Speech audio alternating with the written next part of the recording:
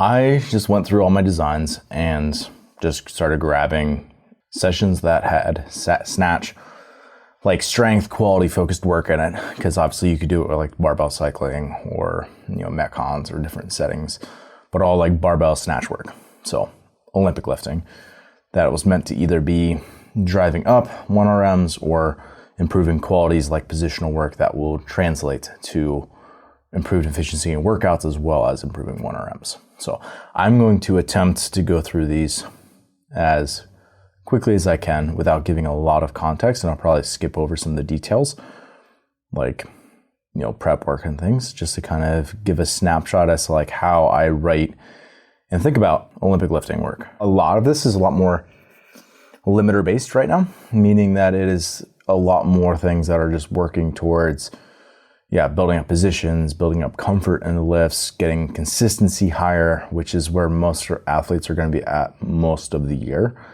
And then you have to combine that, like if you're doing more like technique oriented work, you have to combine it with strength work that is either pulls or squatting work or other things that are like challenging the nervous system so that you can continue to drive that up, because that's the challenge for most people who are in CrossFit or have a more of a lifting background who can express good strength, but they struggle to do that in the Olympic lifts. That's one of the challenges that you need to address, because you want their strength to continue to go up, but you also need their technique to go up. So it's a combination of working at those things simultaneously so that one of those things is not neglected versus like, always lifting heavy, not working on technique, or just Olympic lifting and not doing supportive strength work where someone might lose some of their top end strength if you only did that.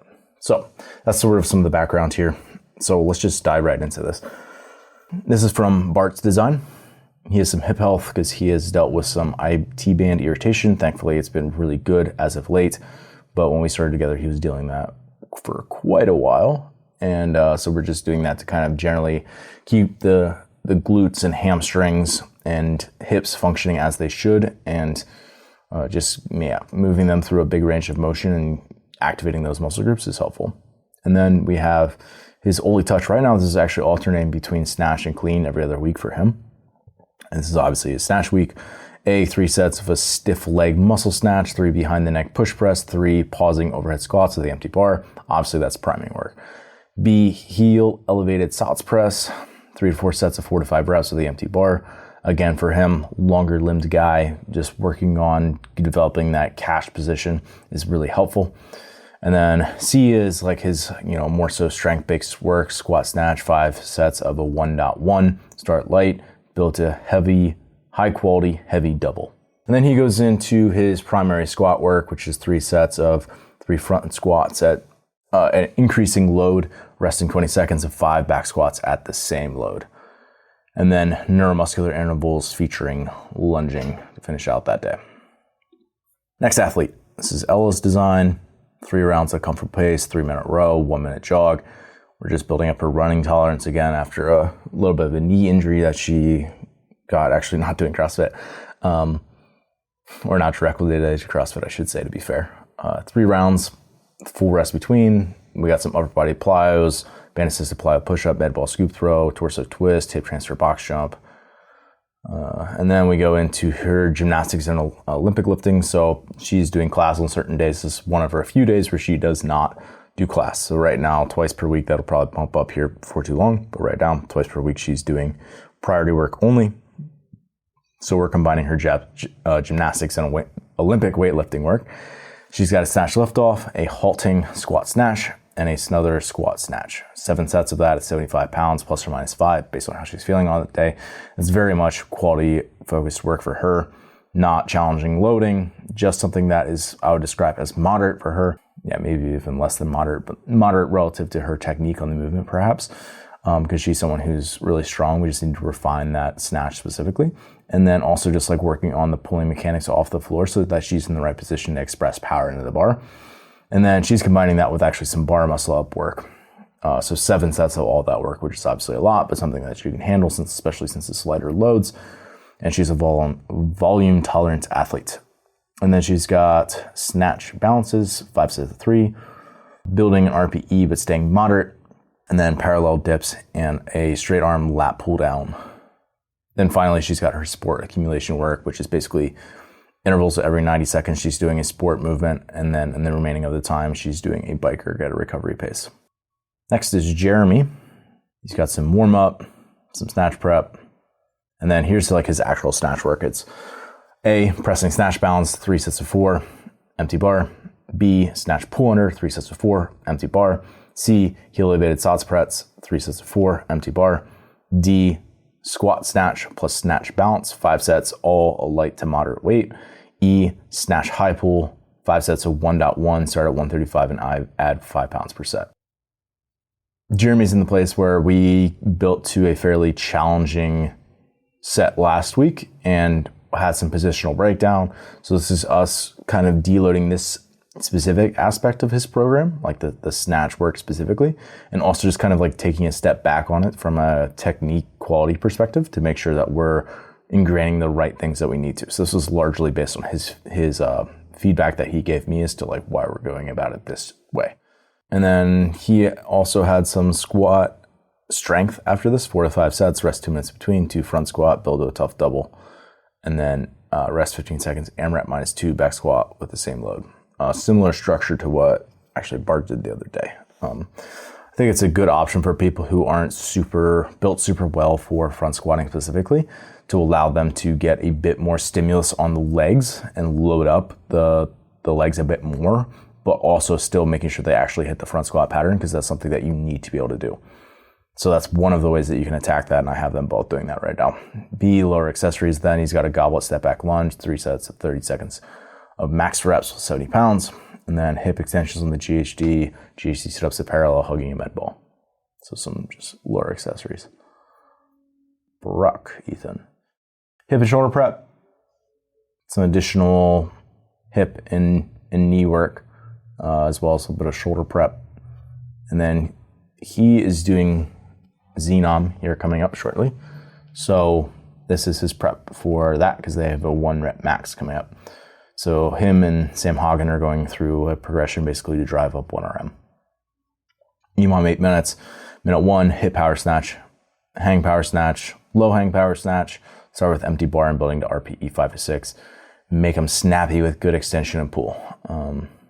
He does a really good job getting under the bar, so we're working on making sure that we get that full triple extension before he pulls underneath. 2, squat snatch, and then a pausing overhead squat at the same weight as minute 1. B, every 2 minutes for 4 to 5 sets. So this is like the true 1RM strength side development. At the top of that, every 2 minutes. So at the 0 second mark, so right at the top, it's 1 snatch pull. And the 20-second mark, it is 1 snatch. So meant to be heavy, but obviously you can then kind of double the amount of pulling volume you get without, we were dealing with a little bit of shoulder and joint stuff related to the full snatch. So it's another way for us to load him up a bit more without just snatching all of his volume. Then C was every 45 seconds for 10 sets, 1 snatch high pull at 185. D, 3 sets. And again, a lot of the snatch pulls, add a little anecdote in here. I think it's the loads that you want to hit. You're trying to move them with great intention. So you're spending a lot of time between, 98 and 105, 107%, somewhere in that range. I have found to be most effective for high pulls. Much above that, it just starts feeling very, very grindy and heavy, and the bar doesn't move the same as it would if it was closer to your actual 1RM or just slightly above. And then he's got just some joint health to kind of finish out that day, after a bit of squatting as well. Stacy, 5-minute cyclical, 5-minute floor blade spin building warm up, 5-minute empty barbell prep, pressing snatch balance, 4x4 empty bar, squat snatch plus snatch balance, 5 to 7, starting at 65, adding 0 to 5 pounds per set, and some notes for her. And then 4 to 6 snatch singles, build to a strong rep, end on a win.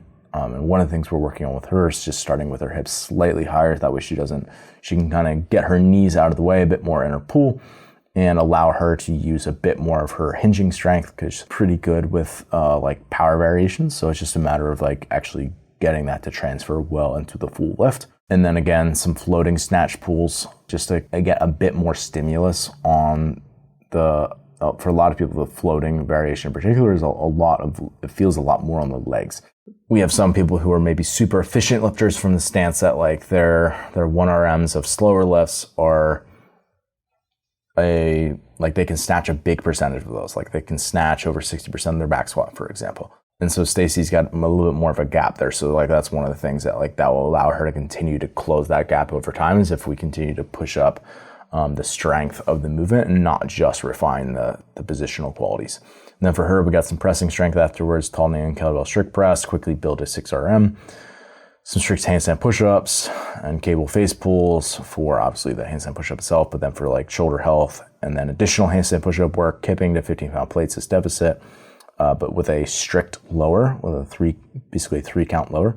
And then band pull-aparts again for the joint health side of things. And then I gave her some optional conditioning because she gets antsy if she doesn't condition on a regular basis. Her optional conditioning was super simple on this day. It was 3 sets, 1,000-meter row at 5K pace, plus or minus 2 seconds per 500, and walk 2 lengths of 50 feet as rest between each of those. So basically just giving your butt a bit of a break. Alex, a little bit of prep con here. 3 rounds, 200-meter row at a slow stroke rate, which I really like for actually activating the hamstrings a bit. Damper 1, that way he's not pulling through a lot, doesn't feel like he's pulling through mud.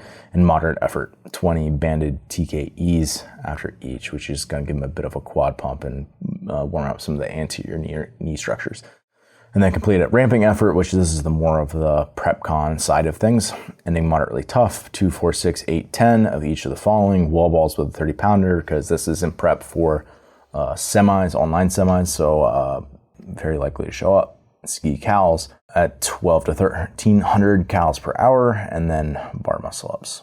So again, 2, 4, 6, 8, 10 of each of those. And I told him to space out the equipment, walk the transitions. His priority strength work, 3 hip power snatch and 3 overhead squats, 4 sets, and building up from 95 to 155 pounds. Hang squat snatch, 4 to 6 sets of doubles, building to strong double with low risk of missing. C, back squat, 2 sets, AMRAP -2 at 315. So those will be both pretty high rep ranges for him. Yeah, I would guess over 10 for both of those. And then barbell hip thrusts, 3 sets of 8 to 10 at 275 to 315, heavy but ensure full hip extension, because that's one of the things, like most people can load up, as a guy 315 or 405 on the bar, they just won't quite get that full hip extension. They'll be able to move through reps, it just won't be at the quality that I'm looking for. So that's why it's there. C is sport featuring row power. So a lot of these at this point now for him are a lot more mimicking of potentially the style of event that you could see in online semis or an online kind of format. Yeah, and for him, I want this to be a lower bottleneck, so I thought about maybe giving him like a 70-pound dumbbell, since something like that is probably more likely in online semis. But instead, I just kept it at the traditional 50 pounds and just said, I want you to basically work faster. So 5 rounds for time, 30 cal row, 30 dumbbell snatch with 50. So 150 of each movement, very much like functional volume, and obviously something that's just going to get pretty gross, and especially if you're a good mover and got some capacity, which he does. And then just some stuff to keep his QLs and low back and hips healthy. Finally, Cheryl, final session here.